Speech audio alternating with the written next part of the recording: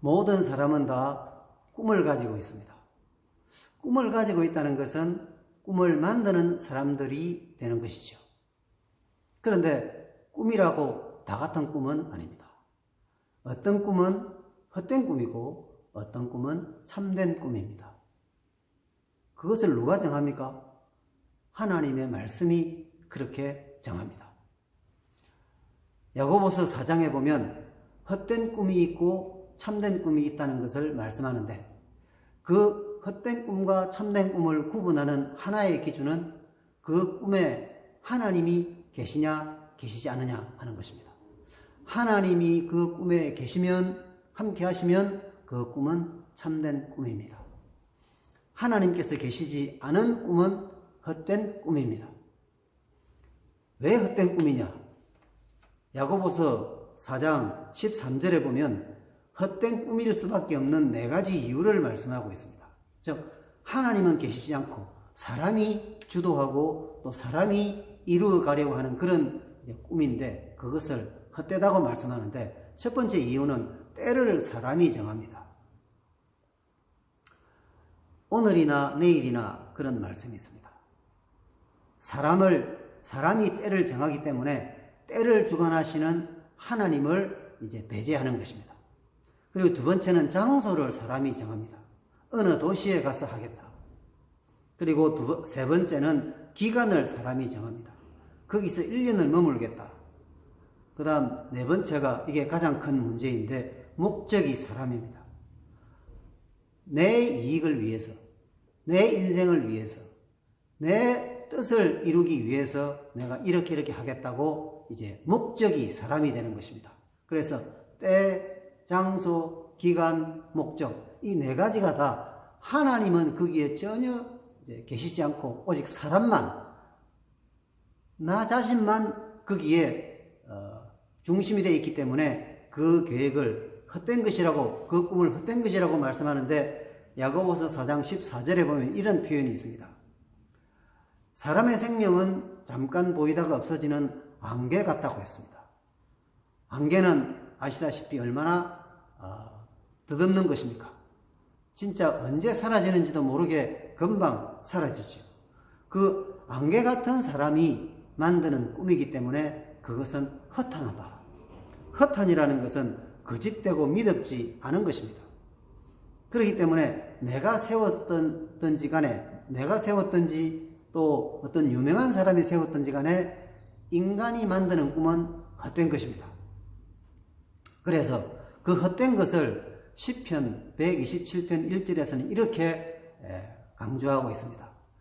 여호와께서 집을 세우지 아니하시면 세우는 자의 수고가 헛됩니다. 그게 무슨 말씀이냐면, 집은 꿈이라고 할 수 있습니다. 꿈꾸는 것이 이제 집입니다. 그런데 여호와께서 집을 세우지 않으시면, 이 말씀은 그 꿈에 여호와께서, 즉 하나님께서 함께하지 않으시면 세우는 자가 누구입니까? 우리들 사람들이죠. 계획을 세우고 꿈을 만드는 사람들 아닙니까? 그런데 그 꿈을 만드는 사람들의 그 수고가 헛되다는 것입니다. 야고보서 4장 14절에 있는 말씀과 똑같습니다. 같은 의미입니다. 그래서 헛된 꿈은 뭐냐? 여호와께서 집을 세우지 않으시는데 내가 집을 세우려고 하는 것입니다. 그것이 헛된 것입니다. 참되려면 어떻게 하면 됩니까? 하나님께서 세우려고 하시는 그 집을 내가 세우는 것입니다. 하나님께서 세우시지도 않고 하나님은 그곳에 계시지 않는데 내가 이 집을, 즉 꿈을 이제 만들려고 하는 것입니다. 그것은 허탄한 것입니다. 하나님께서 그 꿈을 이루려고 하시는데 그 하나님께서 이루려고 하시는 꿈을 내 꿈으로 삼는 것입니다. 그러면 내 꿈은 어떻습니까? 참되게 되는 것입니다. 세우는 자의 수고가 헛되지 않게 되는 것입니다. 그래서 확실한 것은 이 영상을 보시는 분 중에서 하나님을 믿지 않으시는 분들은 그게 무슨 소리냐? 내 꿈을 내가 설계하고 내가 힘써서 노력해서 꿈을 이루는 거지 누가 내 꿈을 이루어주느냐? 그렇게 말씀하실 것입니다. 당연한 말씀입니다. 하지만 하나님께서 이제 하나님의 말씀을 통해서 우리에게 가르치시는 것은 참된 꿈, 헛되지 않은 꿈은 반드시 하나님께서 인도하시는 대로, 하나님께서 정하시는 대로 걸어가야 그것이 참된 꿈이라고 분명히 말씀하고 계십니다.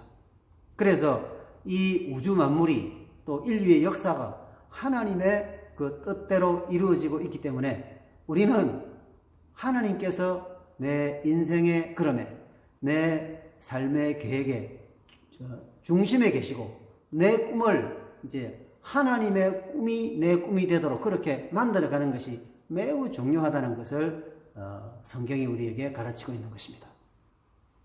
자, 그렇다면 이제 참된 꿈을 생각해 보겠습니다.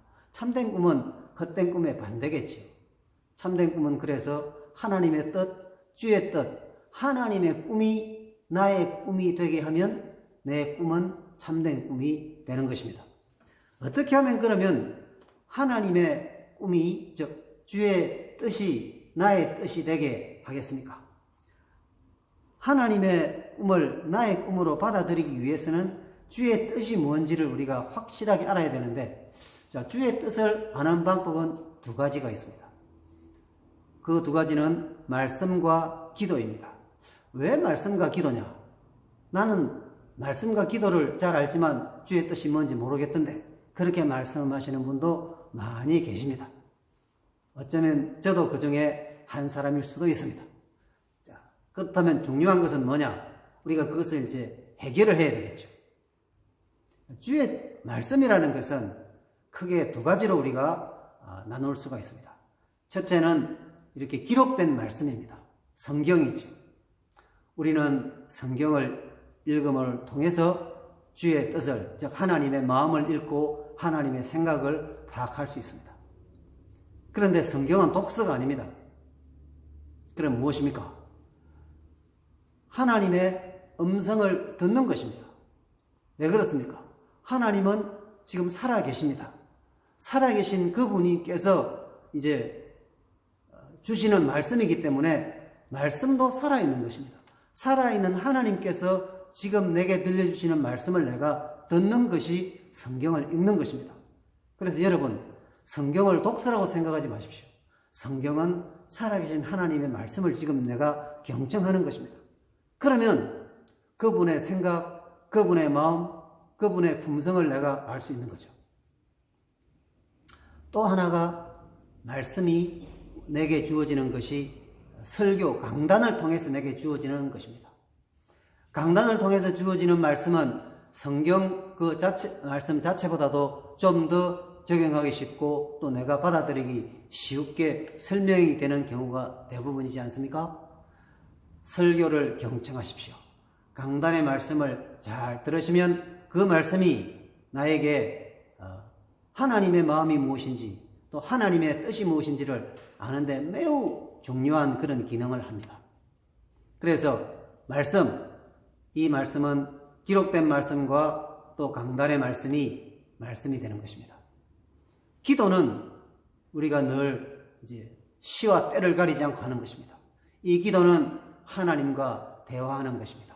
하나님께서 우리 기도를 들으시고 또 우리는 하나님께 늘 기도하는 것입니다. 이 말씀과 기도를 통해서 주의 뜻을 우리가 파악할 수 있습니다. 하나님께서는 우리들에게 다른 무슨 음성 녹음 테이프를 남겨주지도 않으셨고 비디오 테이프를 주지도 않으셨고 무슨 사진을 주지도 않으셨습니다. 아무것도 하나님께서는 주지 않으셨는데 오직 남기신 것은 말씀입니다. 왜 말씀입니까? 우리 하나님은 살아계신 분이기 때문에 비디오가 필요합니까? 사진이 필요합니까? 무슨 음성 테이프가 필요합니까? 그런 것이 왜 필요합니까? 지금 내게 말씀하고 계시는데. 그래서 말씀을 읽으시고 말씀을 잘 들으시고 그리고 쉬지 않고 기도하시면 하나님의 뜻은 확실히 알 수 있습니다. 그런데 문제가 있습니다. 하나님의 뜻을 헷갈리게 하고 하나님의 뜻을 혼란시키는 것이 뭐냐면 욕심과 감정입니다. 사람은 다 욕심이 있거든요. 그 욕심의 그 중심이 무엇입니까? 세상이죠. 세상 욕심, 나의 이런 야망 같은 것들이 연결될 때 하나님의 뜻이 왜곡되겠습니까? 안 되겠습니까? 하나님의 뜻이 뒤틀리게 되는 것입니다. 그럼 하나님의 뜻이 뭔지 모르죠. 그 다음 또 하나가 감정입니다. 감정은 내 생각입니다. 사람들은 자기 생각에는 이렇게 하는 것이 정말 하나님께서 기뻐하실 일이라고 생각하지만 그것은 내 생각일 뿐이고 하나님께서 기뻐하시는 것이 아닙니다. 우리가 사울왕의 그 기사를 잘 알고 있지 않습니까? 사울은 그것이 좋은 것이라고 했지만 그것은 자기가 생각하기에 좋은 거지 하나님께서 원하시는 것이 아니었습니다.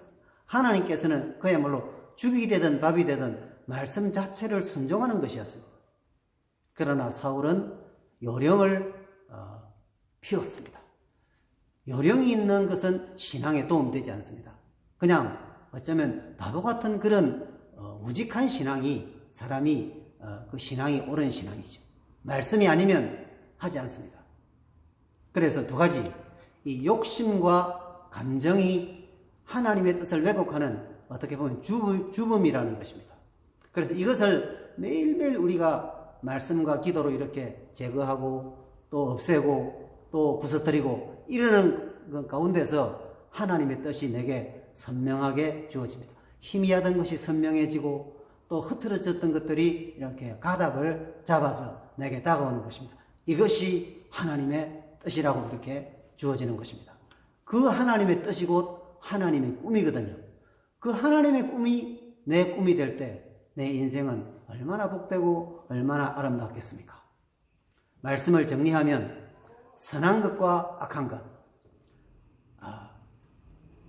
꿈에 하나님이 계시지 않으면 하나님 없는 꿈을 꾸면 그것은 악한 것입니다. 허탄한 것입니다.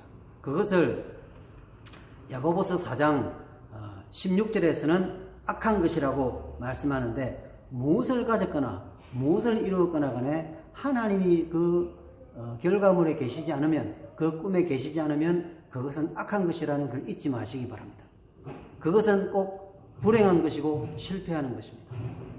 선한 것은 그러면 무엇입니까? 야고보서 4장 17절에 보면 선한 것이라는 말씀이 나오는데 이미 말씀드린 바와 같이 하나님의 꿈이 나의 꿈이 되고 하나님의 생각이 나의 생각이 되도록 그렇게 내가 받아들이는 것입니다. 그러면 주의 뜻이 이것이기 때문에 내 뜻도 이것이 된다. 이렇게 연결이 되고 이렇게 하나가 될 때 내 인생은 어떻게 되겠습니까? 우리가 매일매일 살아가고 방향을 잡고 판단하고 결정하는 이런 모든 것들이 다 아름다운 꿈으로 이제 결말을 맺게 되는 것입니다. 그 꿈은 어떤 것이겠습니까? 내가 생각하고 내가 그리는 그런 꿈이 아니죠.